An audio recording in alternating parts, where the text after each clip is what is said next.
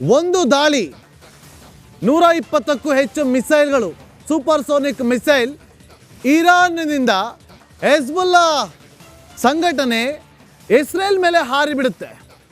ಆ ಸೂಪರ್ಸೋನಿಕ್ ಮಿಸೈಲ್ಗಳ ದಾಳಿ ಮೂರನೇ ಮಹಾಯುದ್ಧಕ್ಕೆ ನಾಂದಿ ಹಾಡುತ್ತಾ ಅನ್ನುವ ಪ್ರಶ್ನೆಗಳು ಉದ್ಭವ ಆಗ್ತಾ ಇದೆ. ಕಾರಣ ಇಷ್ಟೇ, ಇಸ್ರೇಲ್ ಪ್ರತೀಕಾರವನ್ನು ತೀರಿಸಿಕೊಳ್ಳೋದು ಶತಸಿದ್ಧ ಅಂತ ಹೇಳಿ ಈಗ ಆಲ್ರೆಡಿ ಎಚ್ಚರಿಕೆ ಸಂದೇಶವನ್ನು ರವಾನೆ ಮಾಡಿದೆ. ಇಸ್ರೇಲ್ ಪರವಾಗಿ ನಿಲ್ಲೋದಕ್ಕೆ ಅಮೆರಿಕ ಕೂಡ ಮುಂದಾಗ್ತಾ ಇದೆ. ಒಂದು ವೇಳೆ ಇಸ್ರೇಲ್ ಪರ ಅಮೆರಿಕ ಬಂದು ನಿಂತಿದ್ದೆ ಆದರೆ ಇರಾನ್ ಪರವಾಗಿ ರಷ್ಯಾ ಬಂದು ನಿಲ್ಲಬಹುದು ಅನ್ನುವ ಚರ್ಚೆಗಳು ಜಾಗತಿಕ ಮಟ್ಟದಲ್ಲಿ ಶುರುವಾಗ್ತಾ ಇದೆ. ಆ ಮೂಲಕ ಮೂರನೇ ಮಹಾಯುದ್ಧಕ್ಕೆ ನಾಂದಿ ಹಾಡುತ್ತಾ ಇರಾನ್ ಇಸ್ರೇಲ್ ಮೇಲೆ ಮಾಡಿದಂಥ ದಾಳಿ, ಈಗ ದಾಳಿಗೆ ಪ್ರತಿ ದಾಳಿಯನ್ನ ಮುಂದಿಟ್ಕೊಂಡು ಸೆಡ್ ಹೊಡೆದು ನಿಂತಿರುವಂಥ ಇಸ್ರೇಲ್, ಇರಾನ್ ಮತ್ತು ಇಸ್ರೇಲ್ನ ದಾಳಿಯಲ್ಲಿ ಸಾವು ನೋವುಗಳು ಹೆಚ್ಚಾಗಿದೆ. 2,000ಕ್ಕೂ ಹೆಚ್ಚು ಜನ ದುರ್ಮರಣಕ್ಕೀಡಾಗಿದ್ದಾರೆ. ಆ ಪೇಜರ್ ಸ್ಫೋಟದ ಬೆನ್ನಲ್ಲೇ ದಾಳಿ ಮೇಲೆ ದಾಳಿ ಆಗ್ತಾ ಇರುವಂಥದ್ದು. ಲೆಬನಾನ್ನಲ್ಲಿ 2,000 ಜನರ ಸಾವಿನ ಬಗ್ಗೆ ಉಲ್ಲೇಖ ಮಾಡಲಾಗಿದೆ. ಲೆಬನಾನ್ನಲ್ಲಿ 2,000ಕ್ಕೂ ಹೆಚ್ಚು ಜನ ಮೃತಪಟ್ಟಿದ್ದಾರಂತೆ. ಅದು ಇಸ್ರೇಲ್ ನಡೆಸಿದ ಏರ್ ಸ್ಟ್ರೈಕ್ ನಿಂದಾಗಿ ಅಂತ ಹೇಳಲಾಗ್ತಾ ಇದೆ. ನೋಡಿ,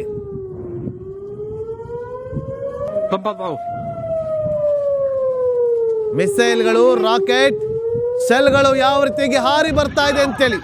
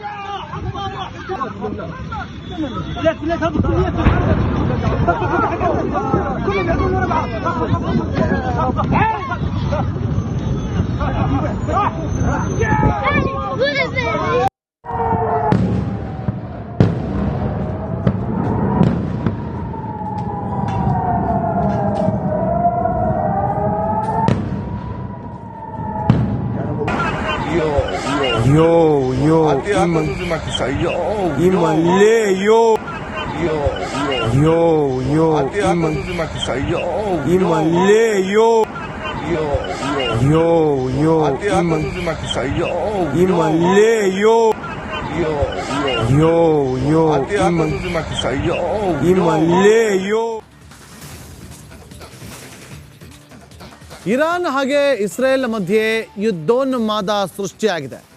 ಯಾವುದೇ ಕ್ಷಣದಲ್ಲೂ ಬೇಕಾದರೂ ಮಹಾಯುದ್ಧ ಶುರು ಆಗೇ ಬಿಡ್ಬೋದು. ಎರಡು ರಾಷ್ಟ್ರಗಳು ಪರಸ್ಪರ ಕತ್ತಿಯನ್ನ ಮಸಿತಾ ಇರೋದು ಯಾಕೆ? ಈಗಿನ ಪರಿಸ್ಥಿತಿಯ ಹಿಂದಿರುವಂಥ ಅಸಲಿ ಕಥೆ ಏನು ಅಂತ ಈ ವರದಿಯಲ್ಲಿ ನಿಮಗೆ ಕಂಪ್ಲೀಟ್ ಡೀಟೇಲ್ಸ್ ಕೊಡ್ತೀವಿ, ನೋಡ್ಕೊಂಬನ್ನಿ.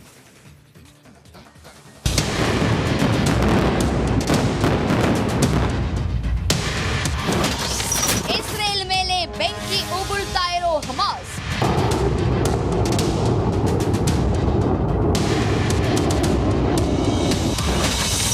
ಇರಾನ್ ಕಣ್ಣು ಕೆಂಪಾಗಲು ಕಾರಣವೇ ಆ ಸೀಕ್ರೆಟ್.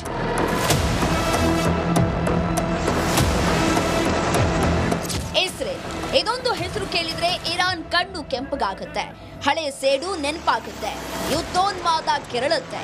ಪ್ರತೀಕಾರದ ಕತ್ತಿ ಮಸಿತಾ ಇರುವ ಇರಾನ್ ಸಿಟ್ಟಿನ ಹಿಂದೆ ಒಂದು ಸೀಕ್ರೆಟ್ ಇದೆ.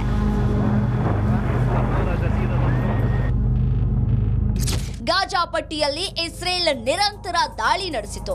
ಇರಾನ್ ಬೆಂಬಲಿತ ಸಂಘಟನೆಗಳ ಮೇಲೆ ದಾಳಿ ನಡೆಸಿತು. ಅದೇ ರೀತಿ ನಡೆಸಿದ ದಾಳಿಯಲ್ಲಿ ಹಮಾಸ್ ನಾಯಕ ಇಸ್ಮಾಯಿಲ್ ಹನಿ, ಇರಾನ್ ಸೇನಾ ಮುಖ್ಯಸ್ಥ ಖಾಸಿಮ್ ಸುಲೇಮಾನಿ, ನ್ಯೂಕ್ಲಿಯರ್ ಸೈಂಟಿಸ್ಟ್ ಫೆಕ್ರಿಜಾ ದೇಹ್ ಅನ್ನ ಹತ್ಯೆ ಮಾಡಲಾಗಿತ್ತು. ಇದು ಇಸ್ರೇಲ್ ಮೇಲಿನ ಇರಾನ್ ಸಿಟ್ಟಿಗೆ ಅಸಲಿ ಕಾರಣವಾಗಿತ್ತು.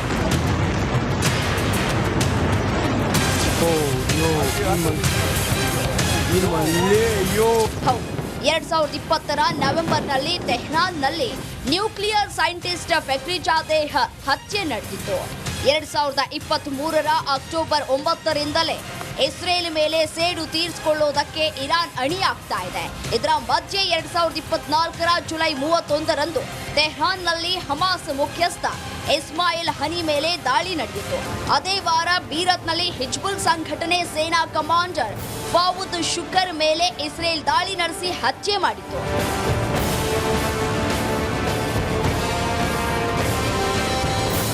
ಈ ಎಲ್ಲ ದಾಳಿ ದಾಳಿ ಮತ್ತು ಬೆಳವಣಿಗೆಗಳು ಮಧ್ಯಪ್ರಾಚ್ಯ ರಾಷ್ಟ್ರಗಳಲ್ಲಿ ಯುದ್ಧ ಭೀತಿಯನ್ನ ಸೃಷ್ಟಿಸಿವೆ.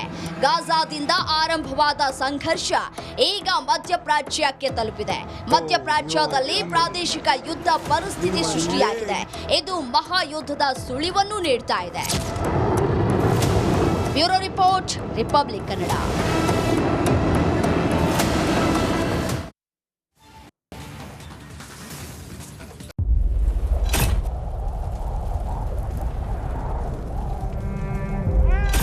They destroyed our house and our life.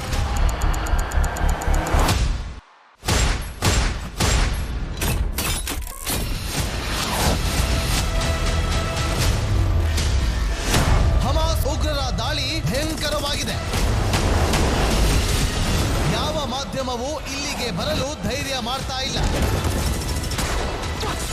ಇಂಥ ಜಾಗಕ್ಕೆ ಎಂಟ್ರಿ ಕೊಟ್ಟಿದೆ ರಿಪಬ್ಲಿಕ್ ಕನ್ನಡ. ಯುದ್ಧ ಭೂಮಿಯಿಂದ ರಿಪಬ್ಲಿಕ್ ಕನ್ನಡ ನೈಜ ವರದಿ. ಬುಲೆಟ್ ತಾಗಿರುವಂತಹ ದೃಶ್ಯಾವಳಿಯನ್ನ ನಿಮ್ಗೆ ತೋರಿಸ್ತಾ ಇದೀನಿ. ನಾನು ನಿಂತಿರುವಂತದ್ದು ಗಾಜಾ ಪಟ್ಟಿಯಲ್ಲಿ. ಹಮಾಸ್ ಬಂಡುಕೋರರು ಹಿಡಿದಿದ್ದ ವೆಪನ್ಗಳಿದು. ಇದು RPG-29 ಲಾಂಚರ್. ಛಿದ್ರಗೊಂಡಿರುವ ಕಟ್ಟಡಗಳು. ಈ ಮನೆಯಲ್ಲಿದ್ದಂತಹ ಬಾಡಿಗಳನ್ನ ಸುಟ್ಟು ಕರಕಲಾಗಿದೆ.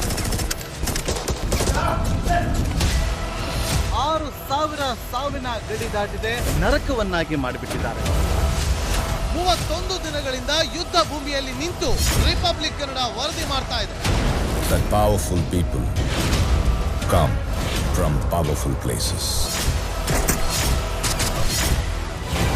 1 ವರ್ಷದ ನಿರ್ಭೀತ ಪತ್ರಿಕೋದ್ಯಮ ರಿಪಬ್ಲಿಕ್ ಕನ್ನಡ. ಇದು ನಿಮ್ಮ ಧ್ವನಿ. 150 ಸುದ್ದಿ, 120 ಇಂಪ್ಯಾಕ್ಟ್. ಸೂಪರ್ 3 ಇಲ್ಲೇ ಡ್ರಾ, ಇಲ್ಲೇ ಬಹುಮಾನ. ಮಾಧ್ಯಮ ಇತಿಹಾಸದಲ್ಲೇ ಮೊದಲು ಪರಿಹಾರ ಪತ್ರಿಕೋದ್ಯಮ. ಜೀವನ ನಡೀತಾ ಇಲ್ಲ ಸರ್. ನೋಡ್ದ ಗುರುಲಕ್ಷ್ಮಿನಿಲ್ಲ, ಪಿಂಚಣಿನಿಲ್ಲ. ಇದನ್ನೇ ಮಾಡಕ್ಕಾಗಿಲ್ಲ ಅಂತಂದ್ರೆ ಇನ್ನೇನ್ ಮಾಡ್ತೀರಿ ಬೇರೆ? ಏನ್ ಕಳಿಸಿ ಆ ಸಮಸ್ಯೆಯನ್ನು ಪರಿಹರಿಸಿಕೊಡಬಹುದು. ನಮ್ಮ ಪುಣ್ಯ ಜನ ನ್ಯಾಯ ಚೋಟ ಮಾಡ್ತಾರೆ. ಒಬ್ಬ ಅಜ್ಜಿ, ಅವರು ವಿಕಲಚೇತನರು, ಯಾರ ಹತ್ರ ಹೇಳೋದು? ನಿಮ್ ಪ್ರಾಬ್ಲಮ್ ಏನಪ್ಪಾ ಅಂತ ಕೇಳೋದಕ್ಕೆ ಯಾರು ಇಲ್ವಲ್ಲ. ಆಗ ನಾವಿರ್ತೀವಿ. ನಾವಿರೋದೇ ನಿಮ್ಗಾಗಿ. ನಾನು ಇರುವವರೆಗೆ, ಅವರು ಇರುವವರೆಗೆ 1,000 ರೂಪಾಯಿ ತಿಂಗಳು ಆಗ್ತೀನಿ. ಆದ್ರೆ ಈ ಕೆಲಸ ಇದೆಯಲ್ಲ, ಯಾವತ್ತೂ ಕೂಡ ಶಾಶ್ವತವಾಗಿ ನಮಗೊಂದು ಒಳ್ಳೆ ನೆನಪನ್ನ ಕೊಡುತ್ತೆ, ನಮ್ಮನ್ನ ಕಾಪಾಡುತ್ತೆ. ನಾನು 3 ಮಾಸ ಭಿಕ್ಷೆ ಬೇಕಿರ್ಬೇಕು. 24 ಗಂಟೆಯಲ್ಲಿ ಅವರ ಬದುಕು ಬದಲಾಗಿ ಹೋಯಿತು. ನಾವು ರಿಪಬ್ಲಿಕ್ ಕನ್ನಡ, ನೇಷನ್ ಫಸ್ಟ್. ಸಮಾಜ ನಮಗೆ ಬಹಳ ಮುಖ್ಯವಾಗಿರುತ್ತೆ. ನಾವು ಆ ಜಾತಿ ಈ ಜಾತಿ ಅಂತ ನೋಡೋದಿಲ್ಲ. ಸಮಾಜದ ಕಟ್ಟ ಕಡೆ ವ್ಯಕ್ತಿ ಯಾರಿರ್ತಾನೆ, ಅದು ಯಾವುದೇ ಜಾತಿಯವನಾಗಿರ್ಬೋದು, ಯಾರು ಕಷ್ಟದಲ್ಲಿದ್ದಾನೆ ಅವನ ಪರವಾಗಿ ಧ್ವನಿ ಎತ್ತುತ್ತೇವೆ. ಆರು ಕನ್ನಡಕ್ಕೆ ಧನ್ಯವಾದ. ನಾವು 1 ವರ್ಷದ ನಿರ್ಭೀತ ಪತ್ರಿಕೋದ್ಯಮ ರಿಪಬ್ಲಿಕ್ ಕನ್ನಡ. ಇದು ನಿಮ್ಮ ಧ್ವನಿ.